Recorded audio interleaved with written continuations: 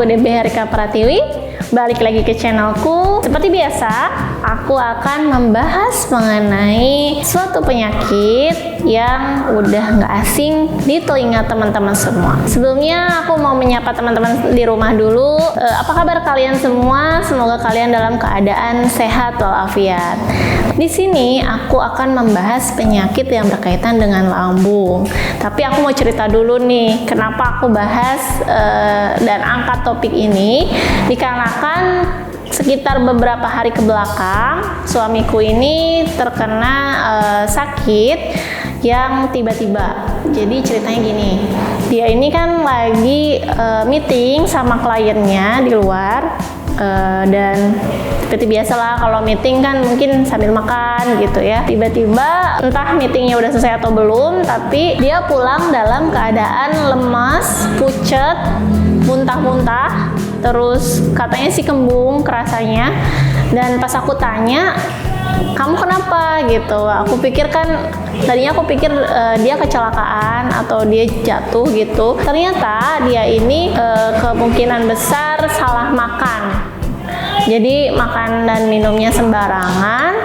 Terus setelah makan minum sembarangan itu, dia ngerasa gejala awalnya katanya sih mual, terus udah kayak gitu juga berkeringat dingin, lemas, terus ada limbung juga, ada pusing. Akhirnya dia memutuskan untuk pulang itu. Nah, makanan apa sih yang dia makan? Ternyata dia itu pada saat meeting makan makanan yang pedas, kemudian juga dia minum kopi hitam, terus juga dia makan buahnya buah nangka. Jadi kemungkinan besar itu akibat salah makan. Nah, dari cerita itu aku tertarik untuk membahas mengenai penyakit ini dan kita akan bahas satu persatu. Mungkin teman-teman di sini udah tahu mengenai penyakit MAH atau juga asam lambung, atau suka akhir-akhir ini ada istilah namanya GERD. Kita akan bahas satu persatu. Sebetulnya untuk 3 istilah yang tadi aku sebutkan itu punya makna yang berbeda-beda, tapi ketiganya ini ada korelasi dan sama-sama berkaitan dengan pencernaan atau bagian lambung. Kita akan bahas yang pertama, yaitu penyakit MAH. Penyakit MAH kalau di bahasa medisnya itu kita kenal dengan dispepsia. Dispepsia dan penyakit MAH itu sama. Ini adalah kondisi di mana terjadi peradangan di bagian lambung akibat gangguan pencernaan, dan rasanya itu nyeri di bagian perut, dan perutnya itu bagian atas. Jadi gejalanya nyeri di bagian perut atas, atau teman-teman suka bilangnya nyeri ulu hati katanya gitu. Terus juga gejala selanjutnya ada perut kembung, terus mual, sering sendawa, dan nafsu makan juga mulai menurun. Kemudian penyebabnya tuh apa? Kalau penyebabnya MAH ini bisa karena dari pola makan yang tidak teratur, bisa juga dari adanya infeksi bakteri yang namanya Helicobacter pylori, dan juga bisa jadi karena stres itu dapat mempengaruhi penyakit MAH ini. Selain itu juga bisa dengan makan makanan yang tidak sehat, kemudian merokok atau alkohol, itu bisa menyebabkan penyakit MAH ini. Dan selanjutnya, sebelum ke asam lambung, aku akan bahas mengenai GERD. GERD ini adalah singkatan dari gastroesophageal reflux disease. Jadi penyakit ini biasanya penyakit lanjutan dari MAH tersebut.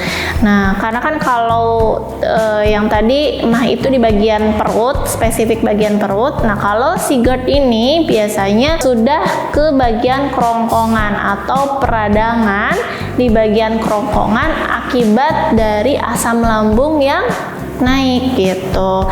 Jadi kan si MAH ini juga bisa memproduksi asam lambung yang meningkat gitu. Dan kalau sudah semakin parah, kemungkinan asam lambungnya bisa naik ke bagian kerongkongan dan bisa menyebabkan iritasi atau peradangan di bagian kerongkongan. Dan gejalanya itu seperti apa sih kalau GERD ini? Gejalanya itu bisa ada sensasi panas di bagian atau disebutnya heartburn di bagian dada, kemudian juga bisa ada nyeri menelan, bisa kesulitan menelan, dan kalau memang sudah ke bagian paru-paru, bisa menyebabkan gejala batuk-batuk yang tidak kunjung sembuh. Nah, kalau GERD itu lebih kronis dari yang tadi. Sedangkan ada satu lagi istilah asam lambung. Jadi kalau asam lambung di sini bukan penyakit ya. Asam lambung adalah kondisi di mana produksi asam di dalam lambung itu berlebihan yang dapat menyebabkan masalah pencernaan, salah satunya yaitu MAH dan GERD tadi. Jadi si asam lambung ini adalah penyebabnya. Tapi asam lambung ini bisa meningkat itu dari makanan atau berbagai faktor. Kita akan bahas faktor apa aja sih yang bisa menyebabkan asam lambung ini meningkat. Yang pertama adalah faktor makanan. Dan makanan apa aja sih yang dapat menyebabkan asam lambung meningkat? Yang pertama, makanan yang pedas-pedas. Kemudian juga makanan yang terlalu asin juga bisa meningkatkan kadar asam lambung, serta makanan yang berlemak seperti goreng-gorengan. Kemudian minumannya itu minuman yang berkafein seperti kopi. Selanjutnya makanan yang asam-asam, yang kayak jeruk terlalu asam, kemudian tomat asam, itu juga bisa menyebabkan asam lambung meningkat. Terus juga konsumsi coklat, keju, itu juga bisa menyebabkan asam lambung meningkat. Dan ada juga terakhir yaitu roti yang mengandung ragi. Jadi karena ada raginya ya, biasanya bikin kembung gitu di bagian perut. Itu makanan-makanan yang bisa menyebabkan asam lambung meningkat atau gangguan pencernaan atau gangguan lambung. Selanjutnya juga selain makanan bisa dari kebiasaan merokok atau terpapar rokok. Itu juga bisa menyebabkan asam lambung.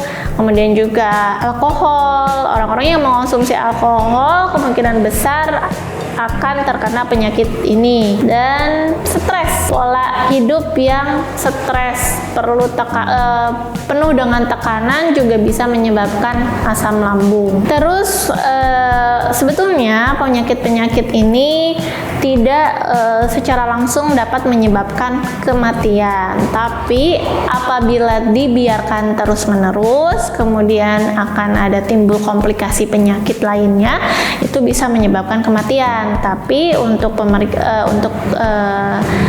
penyakit lambung sendirinya itu tidak langsung menyebabkan kematian. Selanjutnya juga kalau penanganannya apa sih?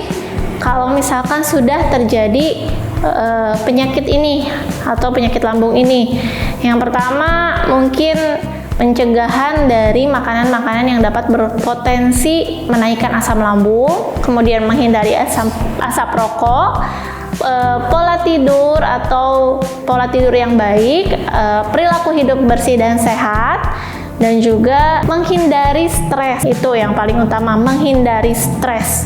Jangan sampai karena stres bisa menyebabkan gangguan pencernaan gitu.